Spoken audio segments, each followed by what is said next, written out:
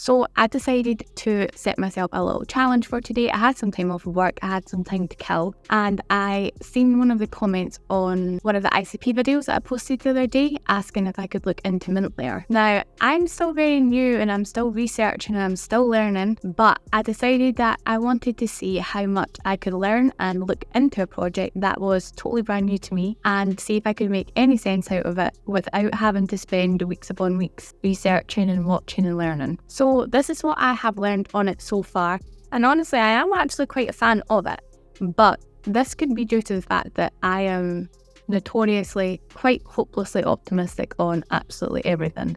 So if you know a little bit more about me, maybe a bit more experience, let me know if I'm talking total nonsense and it's a terrible project, but yeah, let's jump into it.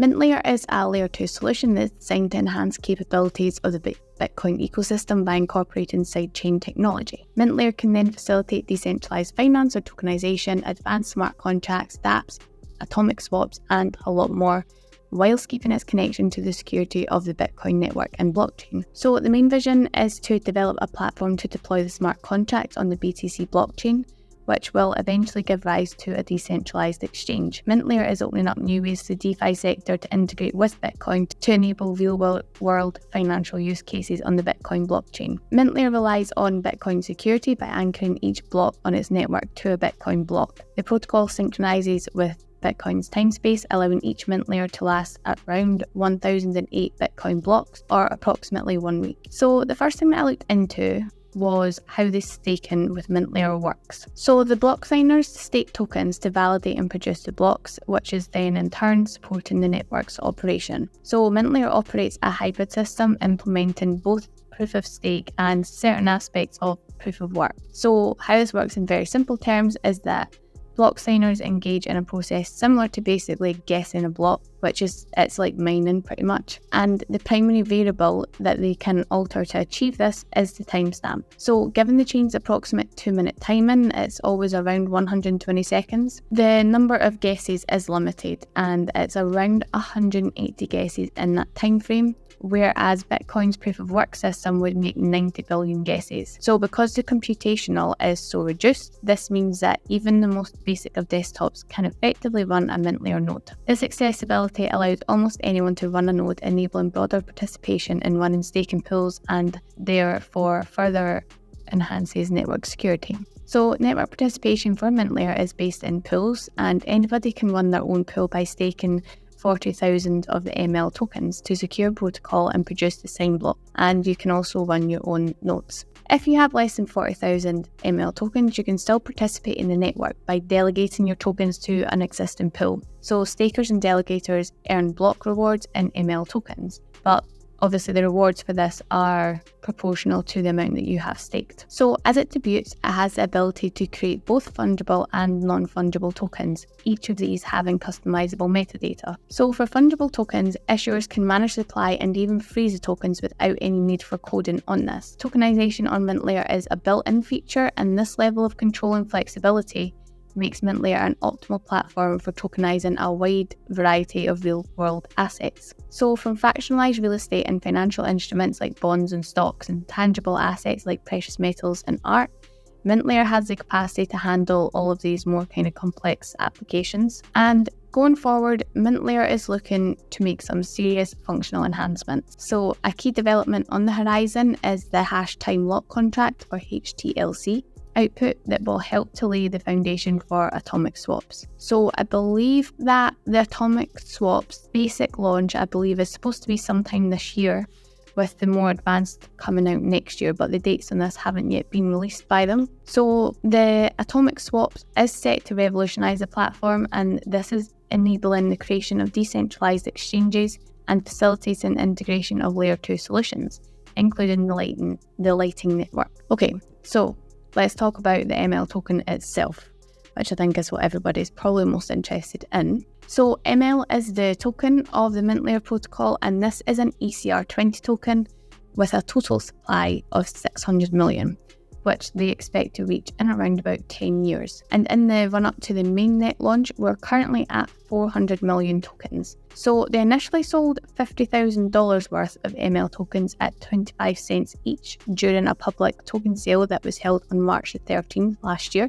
And then later that month, they had a token generation event where the initial unlocked token supply was 15,820,000. So in terms of token distribution, Mintlayer plans to switch from ECR20 to its own MLS01 token standard, and token holders will receive the new tokens on a ratio of 1:1 to the ECR20 ML tokens that they own. So ML tokens are used to pay for all transaction fees, including the smart contract execution. However, users can pay transaction fees in other tokens which are accepted by the node. The ML tokens are also used to interact with the dApps on Mintlayer, and they are needed to be able to create other tokens. So if we take a look at how it has been performing, so there is one thing to bear in mind, and that is that ML is not available on a whole bunch of exchanges just yet.